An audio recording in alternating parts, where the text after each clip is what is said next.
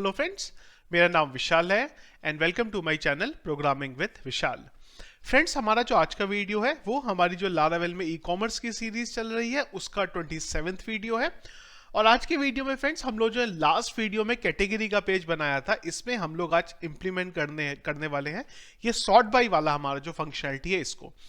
तो यहाँ पे फ्रेंड्स ये जो फंक्शनैलिटी चलेगी वो कुछ इस तरीके से है कि अगर हमें नेम वाइज सॉर्ट करना हो हमारा डेटा, प्राइस वाइज सॉर्ट करना हो, यहाँ पे भी दो चीजें लेंगे, एक प्राइस वाइज लेंगे असेंडिंग ऑर्डर में, एक लेंगे प्राइस वाइज डिसेंडिंग ऑर्डर में, और एक डेट वाइज लेंगे। मतलब जो भी प्रोडक्ट पहले पड़ा है वो आएगा यहाँ पे।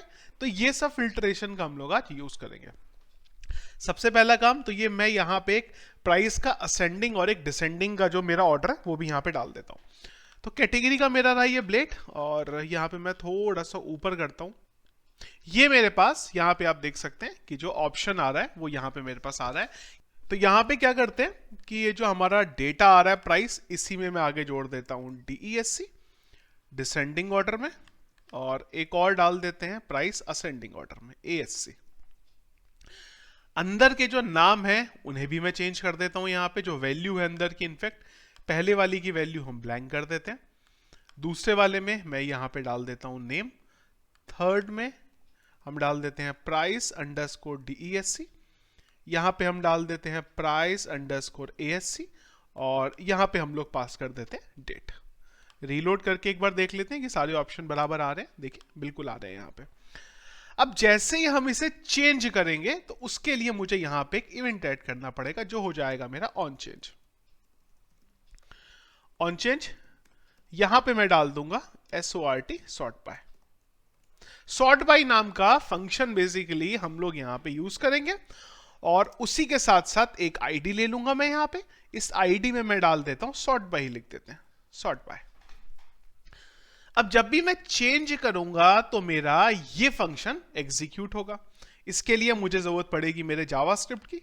तो चलते हैं इधर, और जावास्क्रिप्ट की फाइल हम लोगों ने डाली थी हमारे public front assets JS custom. And में आ जाते हैं, फंक्शन बना लेते हैं ये वाला, और हम लोग यहां पे बोल देते हैं where this is equal to jQuery this dot val. ये क्या करेगा, जो भी हम लोगों ने सिलेक्ट करा है वो आइटम हमें यहां पे निकाल के दे देगा। कंट्रोल F5 करते हैं, रीलोड करते हैं। अब एक बार देखते हैं, नेम करा तो आइडियली नेम आना चाहिए था। जैसे जैसे मैं चेंज करूं मेरे पास आना चाहिए था। एक बार इंस्पेक्ट एलिमेंट करते हैं तो हमारे पास यहां पे कुछ एरर आ रही है। एक बार चलते हैं इधर, क्लिक करते हैं। तो ऑन चेंज पे ये बोल रहा है कि जो सॉर्ट बाय नाम का हम लोगों ने फंक्शन बनाया है वो इससे मिल नहीं रहा है। कोई बात नहीं, एक बार कंट्रोल F5 करते हैं, फिर से चेंज करते हैं। अभी भी यहां पे नहीं आ रहा है। कंट्रोल U करते हैं। जावास्क्रिप्ट की जो फाइल थी उसे एक बार चेक करते हैं कहां पे बनी है वो हमारी। उस फाइल में आ भी रहा है कि कोड नहीं आ रहा है। नीचे चलते हैं। चलिए, कोड तो हमारा यहाँ पे बराबर आ रहा है, और मैंने जो डेटा डाला है वो भी मेरा बिल्कुल ठीक है। एक काम खाली करते हैं यहाँ पे कि हमने यहाँ पे जो इसकी आईडी रखी है इसको मैं चेंज सॉर्ट बाय वैल्यू लिख लेता हूँ। कॉपी करते हैं, सॉर्ट बाय वैल्यू, और इसको प्रिंट करा लेते हैं। तो मैंने बेसिकली वैल्यू का जो नाम है वो यहाँ पे चेंज कर दिया। एक बार देखते हैं अभी बराबर आ रहा है। एक्चुअल क्या था कि हमारे फंक्शन का नाम भी वही था और हमारा जो वेरिएबल बन रहा है उसका नाम भी वही था। इस हिसाब से इसको थोड़ा सा यहाँ पे कंफ्यूजन हो रहा था। अब यहाँ पे एक छोटा सा लॉजिक है जो आपको समझना पड़ेगा। देखिए, जब भी मैं इसे चेंज करूं, एक ऑप्शन तो मेरे पास ये है कि करंट URL के आगे मैं यहां पे कुछ इस तरीके से बना दूं, sort underscore by is equal to price. जो भी मैं चीज यहां से चेंज करूंगा वो मैं यहां पे पास कर दूं। लेकिन होने क्या वाला है, कल को हमारे पास कैटेगरी भी आएगी, हमारे पास प्राइस भी आएगा, हमारे पास कलर भी आएगा। तो URL पे मेरे बहुत सारे अलग अलग यहाँ पे क्वेश्चन मार्क बनने वाले हैं एम्परसेंड के साथ, पैरामीटर्स, क्वेरी स्ट्रिंग। तो उसके लिए हम लोग यहाँ पे अभी से एक चीज लेके चलेंगे जिससे हमें आगे चल के फायदा होगा, और वो ये होगा कि मैं यहाँ पे एक फॉर्म बनाऊंगा। एक फॉर्म पहले ही बना है, एक और फॉर्म बनाएंगे, इसकी जरूरत नहीं है। इस फॉर्म का नाम मैं कर देता हूं कैटेगरी फिल्टर, कैटेगरी फिल्टर नाम से आईडी है। यहां पे मैं एक एक करके मेरी सारी चीजें डालने वाला हूं। फिलहाल मुझे एक चीज की जरूरत है और वो है सॉर्ट बाय, और इसमें नेम में आ गया सॉर्ट बाय, यहां भी सॉर्ट बाय डाल देते हैं, इसको मैं ये कर देता हूं। अब हम ये करेंगे कि जब भी हम लोग यहां से डेटा चेंज करेंगे तो जो भी इधर वैल्यू मिली है उसको मैं उधर डाल दूंगा। डॉट डॉट, इसको भी एक काम करते हैं, इनफैक्ट चेंज कर देते हैं यहां से। तो मैं इसको कर देता हूं सॉर्ट बाय की जगह पे मैं सॉर्ट कर देता हूं इसे, और यहां से मैं बोलता हूं सॉर्ट के अंदर ये डेटा डाल दें, dot val is equal to this. फिलहाल इसको हिडन की जगह टेक्स्ट कर देते हैं, जिससे हमें पता चले कि हमारा डेटा इस पे जा भी रहा है कि नहीं जा रहा है। रीलोड करते हैं, नीचे की तरफ कहीं आ रहा होगा, बिल्कुल ठीक है। जैसे ही मैं इसे चेंज करूंगा तो मेरी वैल्यू यहां पे आ जाएगी। अब हम क्या करेंगे, ये जो बनाया नीचे फॉर्म, ये वाला जो फॉर्म बनाया है, इस फॉर्म को ही हम लोग सबमिट कर देंगे। कैसे, चलते हैं इधर, इधर आए हम लोग, वैल्यू डाली हमने, और मैं यहां बोल दूंगा jQuery डॉट, और यहां से हम इसे बोल देंगे सबमिट, SUBMIT। जो भी ये फॉर्म है इसको सबमिट कर दिया जाए। एक बार चलते हैं इधर, और यहां से मैं कैटेगरी चेंज करता हूं। जैसे ही मैंने कैटेगरी चेंज करी तो ऊपर मेरे पास जो सबमिट है वो यहां पे चला गया। आगे जाके हम क्या करेंगे, कैटेगरी पे क्लिक करूंगा तो उसका डेटा भी हम लोग पास कर देंगे, प्राइस रेंज पे जाएंगे तो उसका डेटा भी फॉर्म पे डाल देंगे, कलर पे जाएंगे तो उसका डेटा भी डाल देंगे। क्यों, जिससे हमारे लिए ये इजी हो जाएगा निकालना कि हमें किस तरीके से हमारे कैटेगरी पेज के जो फिल्टर है अलग अलग उनको अप्लाई कराना है। ये हमारा सबमिट हुआ। इसके बाद चलते हैं कैटेगरी के पेज पे, और कैटेगरी के पेज पे जो भी हम लोगों ने यहां से डेटा डाला है यूआरएल में सॉर्ट का, उसको यहां पे लेंगे और उसके बेस पे अलग अलग कंडीशंस यहां पे लगा लेंगे। सबसे पहली चीज, मैं यहां चलता हूं और यहां पे एक कंडीशन लगाता हूं। तो मैंने बोला इफ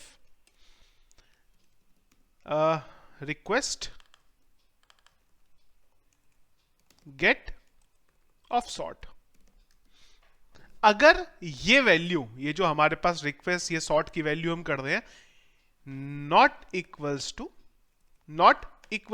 नल हुई, तो हम इधर आएंगे और जो भी हमें सॉर्ट की वैल्यू मिली है वो ले लेंगे। तो मैं यहां एक तो ब्लैंक वेरिएबल बना देता हूं, और इसी के साथ ये सॉर्ट में जो भी यूआरएल से मुझे डेटा मिल रहा है उसको मैं डाल देता हूं, और जो फाइनली सॉर्ट की वैल्यू आई उसे मैं यहां पे अभी के लिए प्रिंट करा देता हूं। एक बार चलते हैं, रीलोड करते हैं। प्राइस ए असेंडिंग आ गया, अगर कुछ भी नहीं होगा तो मेरे इसमें ब्लैंक आ जाएगा। चलिए यहां तक आ गया। अब यहां पे अलग अलग कंडीशन लग जाएंगी। क्या क्या हो सकता है, एक तो प्राइस के बेस पे हो सकता है ये वाला, तो अगर तो हम लोगों ने डेट या फिर नेम के बेस पे सॉर्ट करा है तो उस केस में हमें ये ऊपर वाली कंडीशन में यहां पे कुछ डालना पड़ेगा। क्यों डालना पड़ेगा, क्योंकि ऑब्वियस सी बात है हमारा जो डेटा चल रहा है वो यहीं पे चल रहा है, और अगर हमारा इधर नीचे वाले में आया मतलब मुझे उसके प्राइस में कोई फिल्ट्रेशन लगाना है, तो हमें ये जो नीचे वाला हमारा क्वेरी चल रही है इसमें आना पड़ेगा। इसके बेस पे मुझे यहां पे अलग अलग जो कंडीशंस है मेरी लगानी पड़ेंगी। कैसे इंप्लीमेंट करेंगे इसको, वो यहां पे वन बाई वन हम चेक कर लेते हैं। तो यहां पे मुझे एक इफ एल्स की कंडीशन लगानी पड़ेगी मेरे एसक्यूएल क्वेरी में। क्या होगा कि अगर हमारे पास यहां पे ये चीज आई कि यूजर ने नेम से या फिर डेट से सॉर्ट करा है, तो उस बेस पे मुझे यहां पे ऑर्डर बाय क्लॉज का यूज करना पड़ेगा। पर अब प्रॉब्लम यह है कि ऑर्डर बाय क्लॉज का यूज करें कैसे यहां पे, क्यों, क्योंकि अगर यहां पे करेंगे तो ये तो इफ एल्स की कंडीशन ही अंदर तो लगाने नहीं देगा हमें।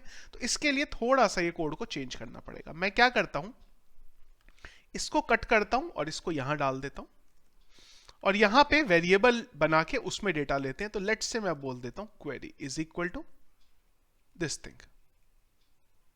क्वेरी के अंदर मैंने लिया, इसको बंद करते हैं, और इस क्वेरी की हेल्प से मैं आगे का जो डेटा है मेरा ये एग्जीक्यूट करा लेता हूं। हर जगह पे मैं अलग अलग मेरा ये जो क्वेरी वाला वेरिएबल है इसे पास कर देता हूं, इधर भी और इधर भी, इधर भी बंद, इधर भी बंद और इधर भी बंद। और यहां पे फाइनली जो भी मुझे डेटा मिलेगा, इसको मुझे एक्चुअली में क्वेरी पे भी लेना पड़ेगा, इज इक्वल टू भी करना पड़ेगा, this and this is equal to this। अब इसके अंदर मेरा जो डेटा है वो आ जाएगा। एक बार चेक करके देख लेते हैं कि भाई सब बराबर चल भी रहा है ना। रीलोड करते हैं तो डेटा मेरे पास बराबर आ गया। अब मैं यहां पे इस सॉर्ट के बेस पे कंडीशन लगा सकता हूं। क्या हम बोल सकते हैं कि if sort is equal to name. अगर सॉर्ट बराबर नेम है तो यहां पे कंडीशन लगाएंगे, इसे कॉपी करेंगे और यहां बोलेंगे ऑर्डर बाई, जो प्रोडक्ट की टेबल है उसके नेम पे जाएंगे और एक ऑर्डर लगा देंगे यहां पे। लेट्स से मैंने बोल दिया टीईएस, डिसेंडिंग ऑर्डर में डेटा मुझे यहां पे निकाल के दे दिया जाए। इसको भी हटा देते हैं, ये जो एरे आ रहा है हमारे पास। चलते हैं इधर, रीलोड करते हैं तो फिलहाल पोलो और पीटर इंग्लैंड आ रहा है हमारे पास। यहां पे चलते हैं और नेम से मैं चेंज कर देता हूं। तो डेटा फिलहाल जो भी मेरा है यहाँ पे वही रहेगा, क्योंकि जो डेटा आ रहा है वो इसी ऑर्डर में पहले से आ रहा है। अगर मैं यहाँ पे इसको ASC कर दूं तो मेरा जो डेटा है यहाँ पे नीचे चेंज हो जाएगा। तो ऑर्डर बाई का क्लॉज ये चल गया। एक और कर लेते हैं यहाँ पे, और वो हमारा डेट वाइज हो जाएगा कि अगर हमें यहाँ पे डेट मिला तो हम डेट का मतलब डेटाबेस में चलेंगे, और अगर आप डेटाबेस में देखें तो हम लोग एक काम और कर सकते हैं कि आईडी के बेस पे सॉर्ट कर लेते हैं। असेंडिंग ऑर्डर या फिर डिसेंडिंग ऑर्डर में आईडी के बेस पे डेटा ले आते हैं। रीलोड करेंगे तो अगर मैंने यहां से बोला डेट वाइज, तो जो भी डेट वाइज मेरा डेटा डेटाबेस में पड़ा होगा वो मुझे निकाल के दे देगा। अब आ जाते हैं प्राइस पे, कॉपी करेंगे इस कंडीशन को, और यहां पे भी मुझे इसी तरीके से मेरी जो कंडीशन है वो एग्जीक्यूट करनी पड़ेगी। तो क्या करते हैं, क्वेरी वाला जो वेरिएबल है इसको मैं फिलहाल तो कट करता हूं यहां से, और इसका तो यूज हम एंड में करेंगे जब हमारी पूरी की पूरी कहानी यहां पे चल जाएगी। वो टाइम पे इसके अंदर जो डेटा है वो डाल देंगे हम लोग हमारे क्वेरी का, इज इक्वल टू $QUERY, और इस क्वेरी की हेल्प से आगे का जो काम है यहां पे एग्जीक्यूट का वो कर लेते हैं। तो मैं यहां बोल देता हूं क्वेरी इज इक्वल टू, इस टेबल से डेटा लेते हैं, इस वेरिएबल में डालते हैं और यहां से यही काम करते हैं, और साथ ही साथ क्वेरी भी डाल देते हैं। इसको बंद करते हैं, कॉपी करते हैं, इधर डालते हैं, इधर डालते हैं और इधर डालते हैं, और हर जगह पे मैं जो मेरी एक लाइन है, कोड है, इसे बंद भी करता रहता हूं। कुछ गड़बड़ है, हर जगह गड़बड़ है, कॉपी पेस्ट गलत हुआ एक्चुअल में। चलिए यहां आ गया। अब इस क्वेरी का डेटा मेरा यहां आ गया, और इसी के बेस पे मेरी कंडीशन यहां चल जाएगी कि अगर यहां पे हमारे पास डेटा आया प्राइस अंडरस्कोर DESC, तो हम लोग जो प्रोडक्ट के एट्रीब्यूट का प्राइस है, प्रोडक्ट के एट्रीब्यूट का प्राइस है, प्राइस का कॉलम क्या था मेरा, आई गेस एक बार मैं देख लेता हूं, मुझे याद नहीं आ रहा सेलिंग प्राइस था कि MRP था, प्राइस नाम से हमने लिखा हुआ था। तो अगर DESC हुआ तो इसके प्राइस में, अगर डिसेंडिंग हुआ तो डिसेंडिंग कर देंगे, इफ ASC मिला तो इसको ASC कर देंगे। चलते हैं एक बार हमारे पेज पे, रीलोड करते हैं। अब अगर यहां से मैंने असेंडिंग करा तो मेरा ये असेंडिंग हो जाएगा, मैंने यहां से डिसेंडिंग करा तो मेरा ये डिसेंडिंग हो जाना चाहिए था, पर शायद ये, अच्छा दोनों का प्राइस ही एक्चुअल में सेम है। जब सेम है तो चेंज कहां से होगा। एक काम करते हैं, किसी एक प्रोडक्ट का मैं यहां पे जो प्राइस है वो चेंज कर देता हूं, तो हमें थोड़ा सा पता चल जाएगा। एडमिन पे चलते हैं और एंटर करते हैं, यहां से आ जाते हैं हम लोग प्रोडक्ट पे हमारे, और इधर चलते हैं, और इसका जो प्राइस है वो मैं यहाँ पे चेंज करके, लेट्स से 79 है, नहीं इस प्रोडक्ट की बात ही नहीं हो रही है, शायद इस प्रोडक्ट की बात हो रही है। चलते हैं इधर, हाँ इसमें एक ही एट्रीब्यूट है, ठीक है। तो मेरे पास दो चीजें हैं, एक आ रहा है ये पीटर इंग्लैंड वाला शर्ट, तो एक है पीटर इंग्लैंड वाला शर्ट, और एक आ रहा है मेरे पास, लेकिन ये पीटर इंग्लैंड वाले शर्ट में मेरा प्राइस सेम कैसे आ रहा है। आइडियली पीटर इंग्लैंड वाले में तो मेरा जो प्राइस है यहाँ पे वो अलग अलग आना चाहिए था, क्योंकि यहाँ पे तो मैंने 1499 दिया हुआ है, इधर मैंने ये दिया। एक बार होम पेज पे भी चेक करेंगे कहीं बग तो नहीं है हमारे कोड में कुछ ऐसा। यहाँ पे देखिए बराबर आ रहा है हमारा, पर होम पेज जो कैटेगरी वाला पेज है यहाँ पे हमारा ये गलत आ रहा है। चलिए अच्छा है, एक बार चलते हैं कैटेगरी के पेज पे और देखते हैं कि भाई ऐसा कैसे हुआ। तो यहाँ पे हम लोगों ने बोला कि प्रोडक्ट की आईडी लेना, इसके एट्रीब्यूट में यहाँ से प्राइस लेना। तो आइडियली ये सही होना चाहिए, लेकिन ये गलत ले रहा है हर बार। एक काम करते हैं, ये जो हमारे पास प्रोडक्ट एट्रीब्यूट बन रहा है इसको एक बार प्रिंट अंडरस्कोर आर करके देख लेते हैं। मैं डाल देता हूँ यहाँ पे इको प्री, और यहाँ डाल देते हैं प्रिंट अंडरस्कोर आर। एक बार रीलोड करके देख लेते हैं क्या हो रहा है, यहाँ पे पता चल जाएगा अभी। तो ये जो पहले वाला है इसमें हमें जो डेटा मिला, इस डेटा में जो एट्रीब्यूट है इसका इसका प्राइस कहाँ गया, ये डेटा आया मेरे पास, डिस्क्रिप्शन आया, वारंटी, ये सब कुछ आया। इधर इसका सेकंड वाले का आ गया, पर इसका प्राइस कहाँ गया एक बार देखते हैं। अच्छा ये एट्रीब्यूट वाले में होगा प्राइस तो ना हमारा, एट्रीब्यूट कहाँ है इसका, प्राइस एमआरपी, इसको प्रिंट करते हैं। हम लोगों ने एक्चुअली डिटेल को प्रिंट कर दिया। रीलोड करते हैं एक बार। तो यहाँ पे मेरे पास प्राइस आ रहा है बिल्कुल 999799, बिल्कुल ठीक है। और इस वाले का प्राइस आ रहा है मेरा ये। तो कुल मिला के अगर हम देखें तो डेटाबेस एसक्यूएल क्वेरी में जो हमारा प्राइस आ रहा है यहाँ पे वो प्राइस ही गलत आ रहा है। इमेज तो सही है पर ये जो डेटा आ रहा है इस डेटा में गड़बड़ है कुछ। तो ये डेटा हमारा प्रॉपर तरीके से आ ही नहीं रहा है। तो एक काम करते हैं, कोड में चलते हैं हमारे, और यहाँ पे देखते हैं कि क्या हमने गलती करी है कैटेगरी के पेज में। तो कैटेगरी का पेज हमारा कहाँ गया, नीचे होगा थोड़ा सा, ये तो कार्ट है, अंडू कर देते हैं, हम कैटेगरी पे ही आएंगे सीधा। तो ये मेरा कैटेगरी का पेज है। यहाँ पे हमने क्या करा था कि यहाँ पे हमने बोला कि हमारा ये प्रोडक्ट का ज्वाइन लगेगा, सब कुछ होगा।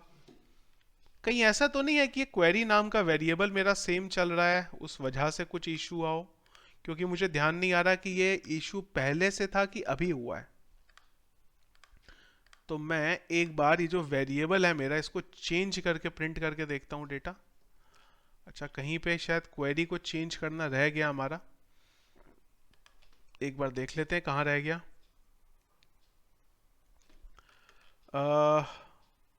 साइज में ये कुछ एरर दे रहा है कहीं पे।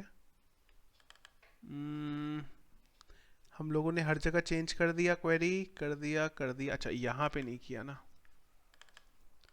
इधर भी कर देते हैं, एक बार रीलोड करके देखते हैं।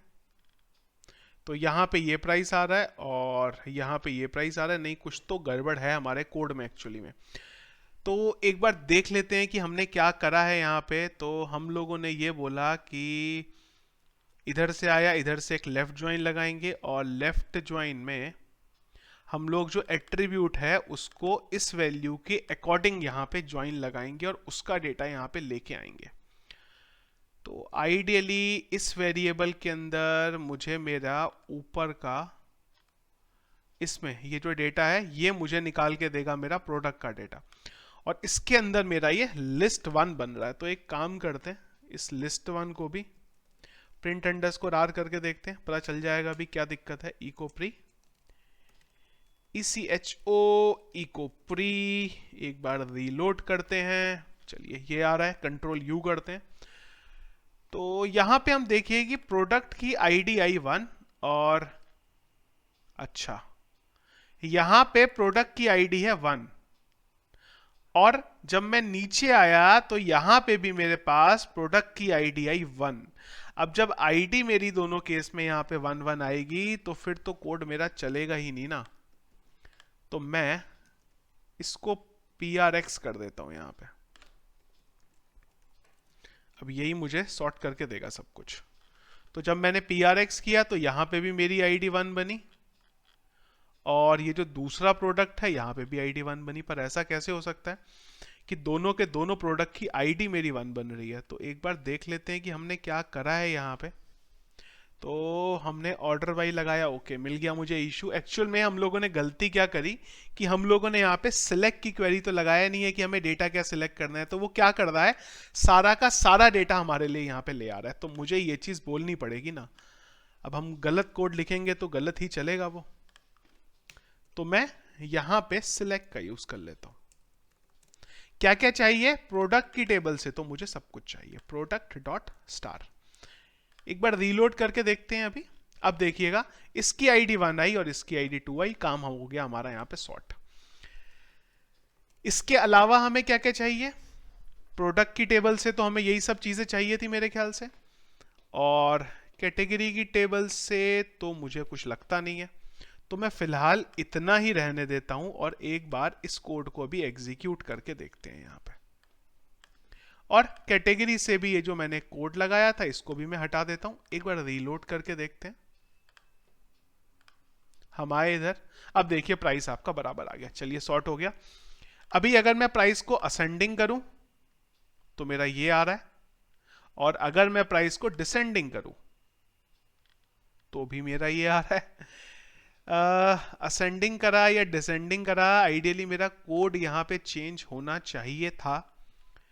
और कोड में एक बार देख लेते हैं कि हम लोगों ने यहाँ कंडीशन लगाई है, ये कंडीशन एक्चुअली में नहीं चलेगी। देखिए दिक्कत क्या, मैं बताता हूँ क्या है कि हम लोगों ने जो एट्रीब्यूट को निकाल रहे हैं ये फॉर ईच लूप के अंदर निकाल रहे हैं, तो होगा क्या कि हम लोग ये जो कंडीशन चला भी रहे हैं ना, ये हमें करेक्ट डेटा यहाँ पे लेके आएगा ही नहीं, क्योंकि ये क्या करने वाला है कि जो इसके एट्रीब्यूट हैं उसके अंदर ये प्राइस वाली कंडीशन लगाएगा। पर हमें ये चाहिए कि जब भी हमारे पास डेटा आता है वो टाइम पे हमें कंडीशन लगाए। तो एक्चुअली में ये जो कंडीशन है ना, मैं इसको यहां से कट करता हूं इनफैक्ट, और कट करके ये कंडीशन को भी हमें यहां ऊपर ही लगाना पड़ेगा।